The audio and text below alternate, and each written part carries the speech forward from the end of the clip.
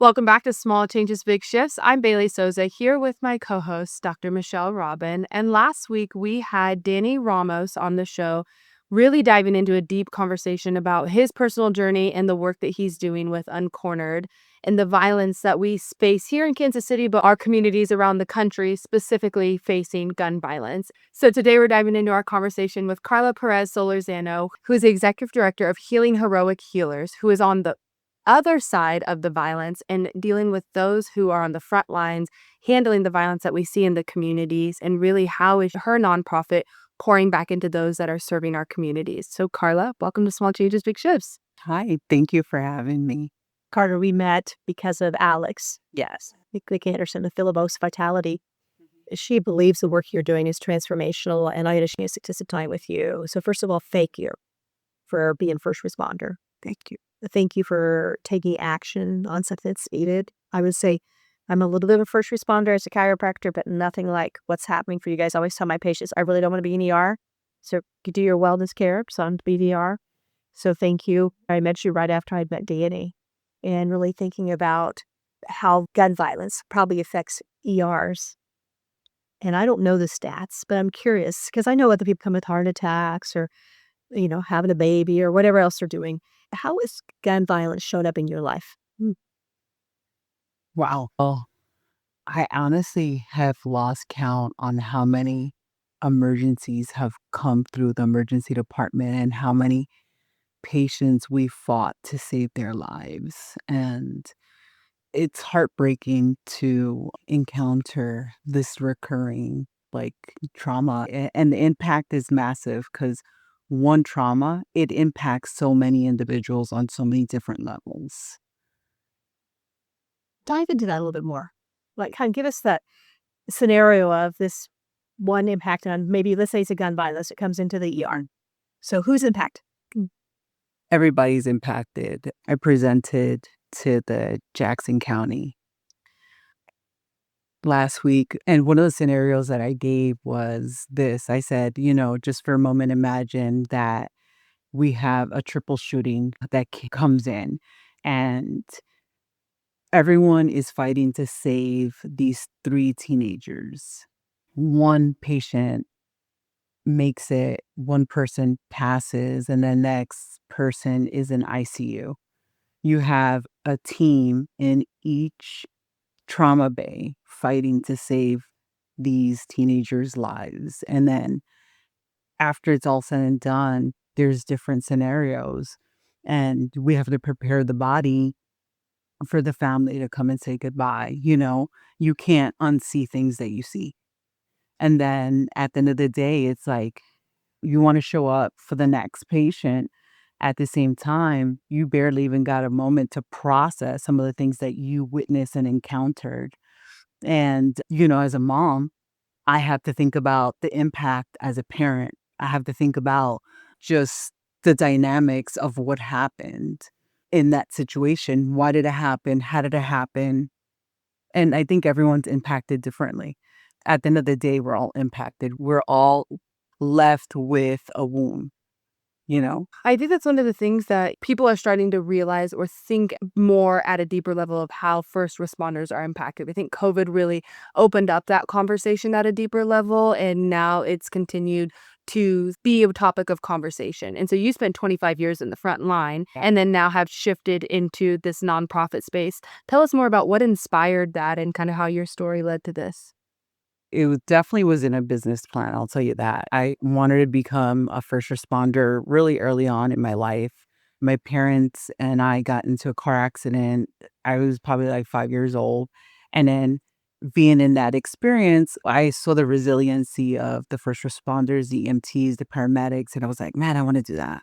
And then fast forward, I got into working in healthcare during the World Trade Center. And then later on, I ended up serving through COVID-19. And early on in my career, so the World Trade Center happened in 2001.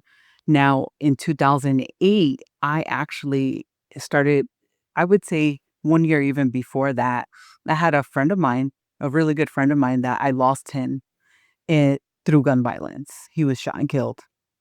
And 6 months after that, my father was assaulted, and I tried to save my father's life. And my father suffered traumatic brain injury. He would no longer be the same man. And I watched him from one lens. Here I am, a healthcare professional. And on the other lens, I'm a daughter. And our family's life completely changed. So I watched him progressively deteriorate. He was breathing on his own for about 12 and a half years. And then in November 2020, he ended up passing. And it was a very unique case. They ended up ruling it a homicide after 12 and a half years. And then, so that was my friend, my dad. And then I lost two good friends in 2009 in a car accident. So, and then at the same time, I'm dealing with my personal losses. I'm grieving. I'm going home and not really knowing how to process these feelings, these emotions. So I stepped out of traditional medicine. I found holistic resources. I had to find something because I felt like I got to a point that, and I think this is something that's not really talked about. First responders, some of them medicate, self-medicate, and that's not a healthy way. So, I'll just kind of like pause here a little bit, but just through my personal experience, I realized, hey, went through the trauma, found something that wasn't traditional. And like I mentioned, it wasn't a business plan. So through my lived experience, through being a first responder, and through all this, I started realizing there's really a gap in the system. How do we start finding these resources for first responders that not only are they going through personal trauma, personal losses, and already the dynamics of being a healthcare professional are hard enough, never mind what they have to go through, behind the scenes. Wow. I'm guessing a lot of our listeners might be wondering about this healthcare burnout. What do you think the top 4 or 5 reasons why healthcare workers burn out? Because, like you said, at age 5, you got in a car accident, you got inspired. And so we always think about life happening for us, not to us. Sounds like that got planted inside you. And so it's not like you lost passion for what you're doing, but where's the burnout coming from? Ah, man, I just think that there's so much accumulative stress, and everyone has a different background. And when you factor in just life alone, where are we? And what are the dynamics with that healthcare individual in those roles?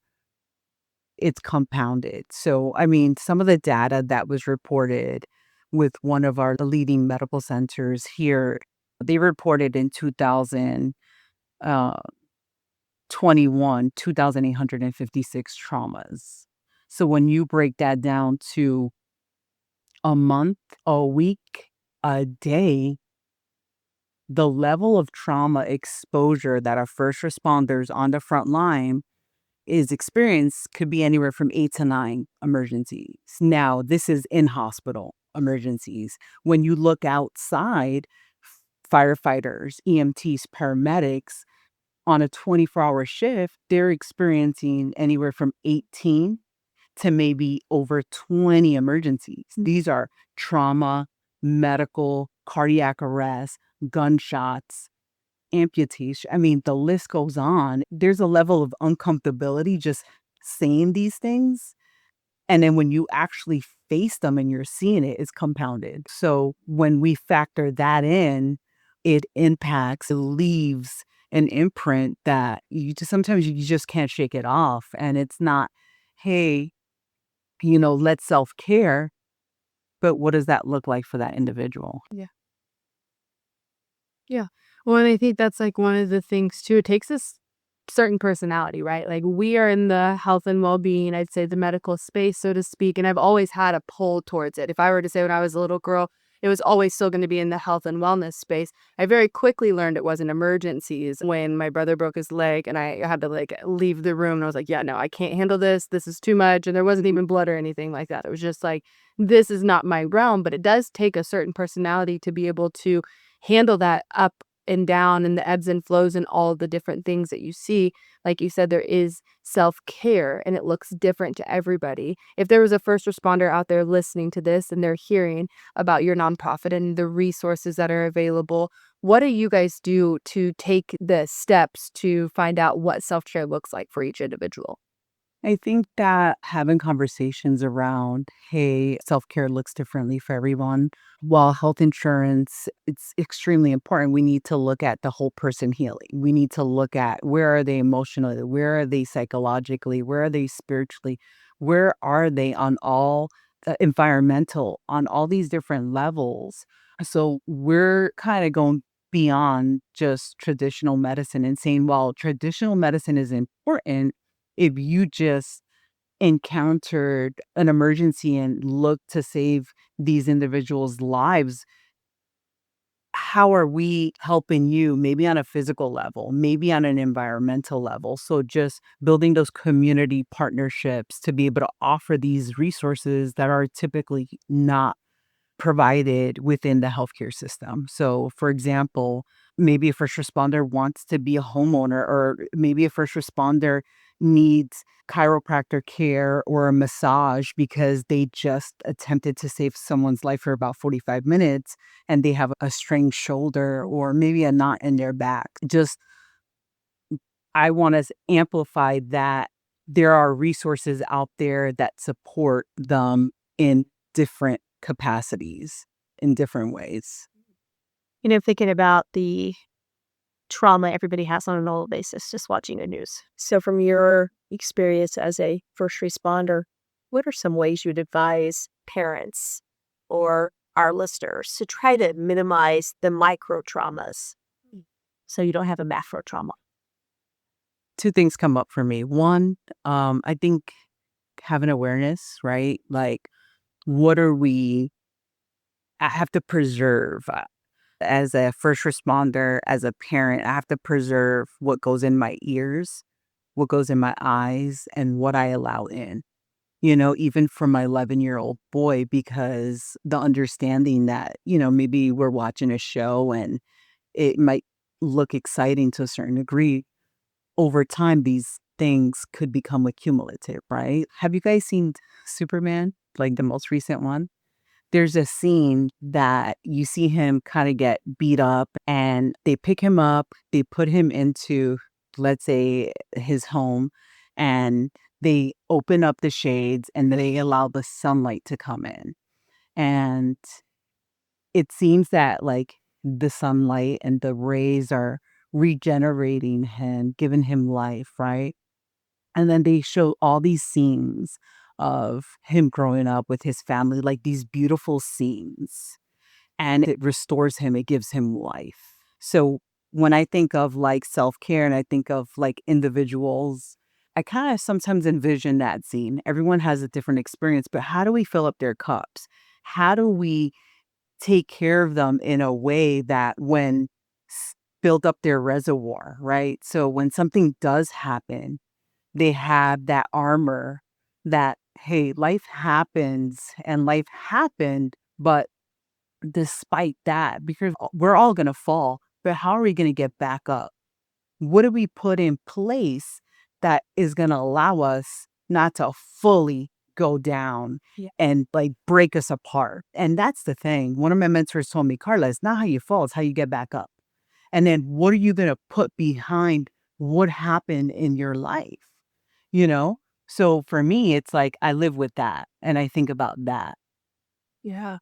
Well, and it's we talk all the time about like building rhythm and resilience, right? Of like how do you, put the tools in your tool belt so that way when things happen, you have the stability to stay true to who you are through the storm, right? Or to be stable through the storm. And I think that's one of the things that, we talk oftentimes that, self-care is not selfish and it is important to work it into your daily routine so you can show up your best self. What do you think the gap is for first responders in taking that step into self-care? Why do you think it's so hard for them? I think that, there's a huge stigma, right, that we face. Sometimes it's restructuring the story that has been in place for a very long time and building avenues to bring in that community awareness, right? And just start practicing something different. We look at social determinants of health. Not everyone grew up with caretakers showing them wellness, not, different priorities for different individuals, genetics, the list goes on, understanding that everyone starts from a different place and the resources available make a difference. I think just understanding that everyone needs different things, and do we have the resources in place for those who are caring for others? Well, that's one reason why we're excited to share your story at the same time, figure out how we can help through our message, small changes, big shifts with the first responders, because we think that's important. Here's my question that I keep hearing is I think a lot of people come in traumatized, even to a place like mine. And they take for granted that they're providers.